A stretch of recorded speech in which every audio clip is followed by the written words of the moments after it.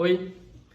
me chamo Anderson e a convite da UBU vim aqui falar de dois assuntos que se relacionam de uma maneira bem intensa na atualidade: ciência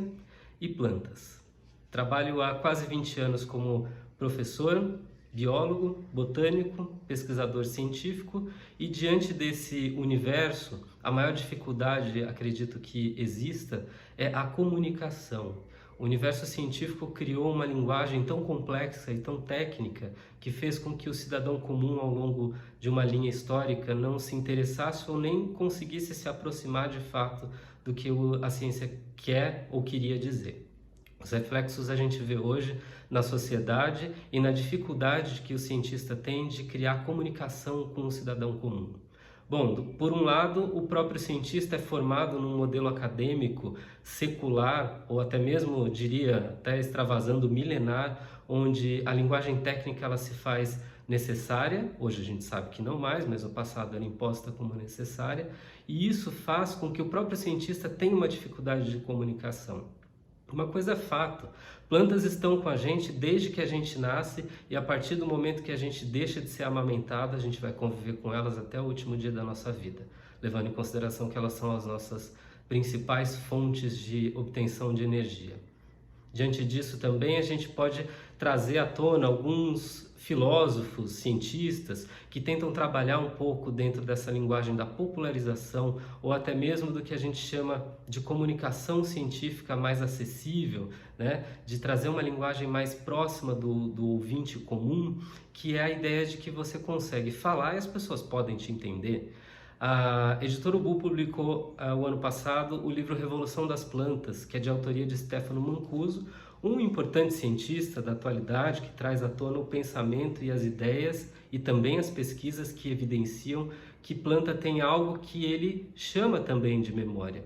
Ele, na sua publicação, deixa claro que é diferente da memória humana, animal, e o que ele tenta trazer é a ideia de que o antropocentrismo, né, o homem como centro do universo, já está em desuso e não tem mais como a gente continuar tratando os outros seres vivos da maneira que a gente trata, apenas como utilitários. Então, os impactos que a gente vê, não só ambientais, mas dentro até de questões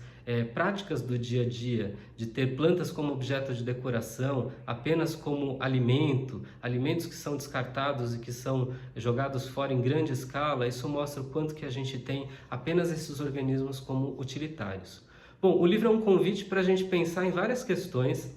e traz na atualidade um pensamento que é muito interessante. Se a gente levar em consideração que no século XVI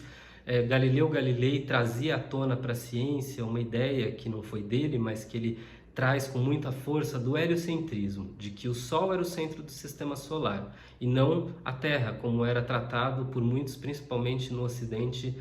naquele momento. Bom, ele teve que bater de frente com muita gente, não é à toa que ele foi julgado pela Inquisição e teve que defender com unhas e dentes as suas ideias ali. Enquanto a maré estava indo para um lado, ele estava indo para o outro, tentando afirmar que o conhecimento e as pesquisas que ele desenvolvia, junto com as observações que ele fazia da natureza, traziam clareza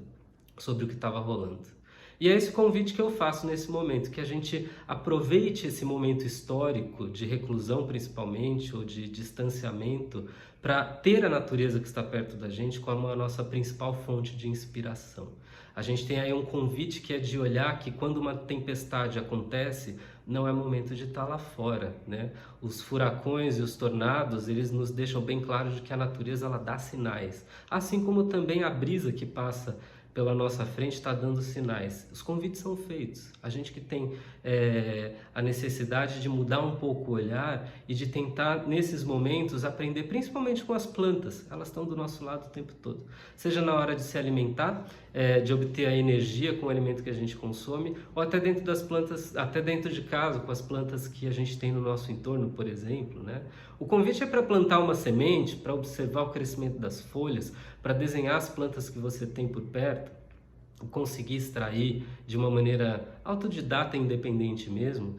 uma leitura que é a leitura do ritmo. O ritmo da natureza ele é bastante diferente do ritmo que o modelo contemporâneo trouxe de vida, né, humana trouxe para a gente. Então, muitos desafios ali, os livros podem trazer para a gente bastante inspiração. E Revolução das Plantas, por exemplo, é um livro que tem mudado a ideia de muita gente em relação não só a plantas, mas a de fato o que é conviver de perto e o que é aprender com a natureza.